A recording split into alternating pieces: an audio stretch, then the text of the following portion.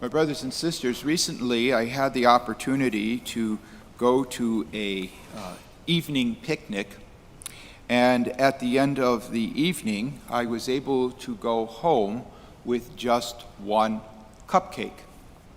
And I was overjoyed at that fact, because usually I end up going home from these things with tons of food that I'll never eat. The generosity of people give me food upon food upon food, and I only have so much place to store it. And I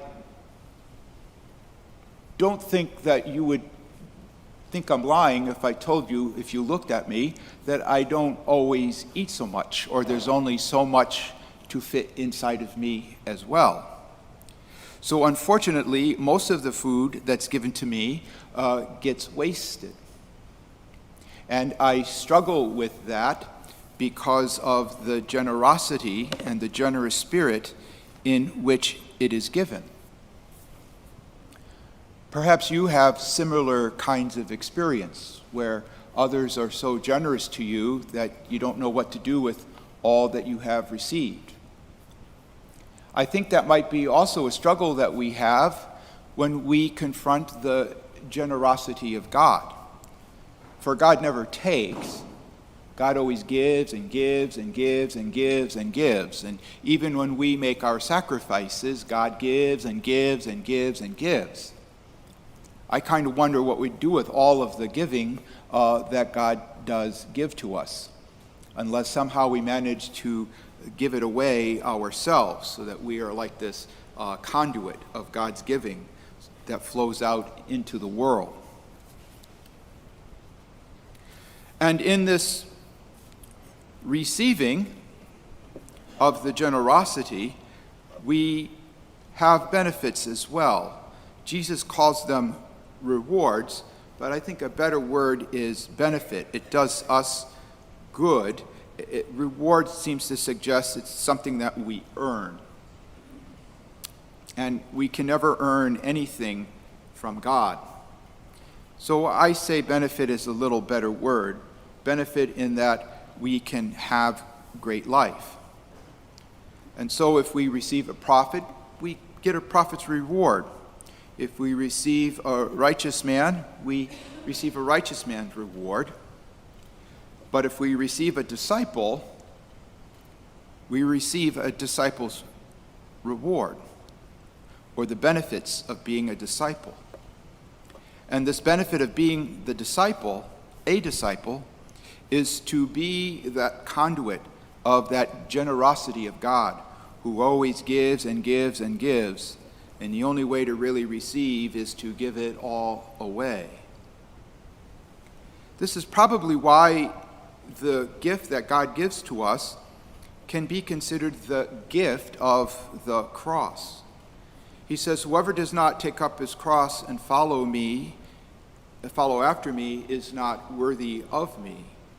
For it is this gift of the cross, this way of the cross, in which we are able to dispose ourselves to God's generosity by emptying ourselves to make room for God's love and God's gifts, and so that we might then be able to give it away so that there may still be more room for more giving.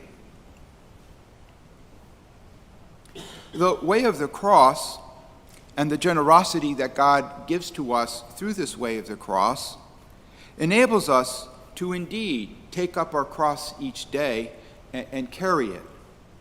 Now, certainly, that does not mean we get to carry every day some implement of public execution, which the cross is. But what Jesus means by taking up one's cross is to face the challenges that are before us every single day. Sometimes the challenges are large, and sometimes even life-threatening. Sometimes the challenges are small and probably a little annoyance at best. But it is these challenges that make us better, these challenges when we face them honestly and head on, enable us to have more life, enables us to discover meaning and direction in who we are. For an example, I've always known, just because of the record, that I was my parents' son. I always knew that. But when I had to face the challenge of actually taking care of them, I began to discover what being a son really means. And so it is when we take up any of the challenges in our lives.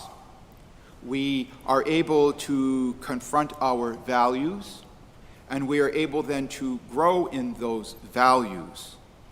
And if they are values of a disciple, we begin to learn more and more of who Jesus is, who is alive and living in us, that we might have even greater life. So what are these challenges that we might face? Well, they're kind of easy to discover. Anything that we complain about is a challenge to us. For if we find ourselves complaining about something, whatever it is that we're complaining about is some kind of challenge to us. And we complain about it because we have it externalized, and because it's externalized, we see it as a threat. So our guard goes up, defenses go up, and we're unable to receive it. And the best way we can deal with it is to complain. Unless we think that we can avoid it by not complaining, well, it's better not to complain, but it doesn't take away the challenge. The way to face the challenge is to then discover what it is that we're complaining about out there and to bring it inside us, to internalize it.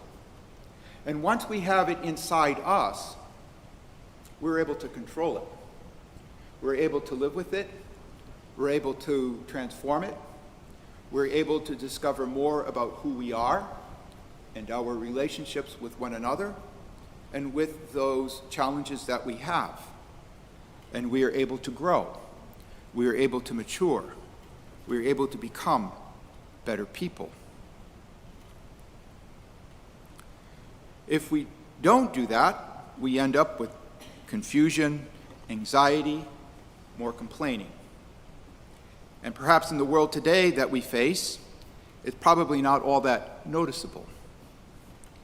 But how much more noticeable a disciple who takes up his or her cross every day and discovers the living Christ within us, to become a light, a presence of God that others might wish to follow as well. Sometimes we might be satisfied with just a little cupcake in our life. It might make us safe. It might make us comfortable. It might keep us from dealing with many things. But God gives us a great banquet of the Eucharist, the sacrifice of his body and blood. And in this sacrifice, we are called to receive, to take up our cross by receiving Jesus' cross, so that we might follow him, discover who we are in relation to the God who loves us, and to radiate that love to the world. Our challenge always is, do we want to receive the cupcake and complain about everything else, or allow everything else to make us even greater?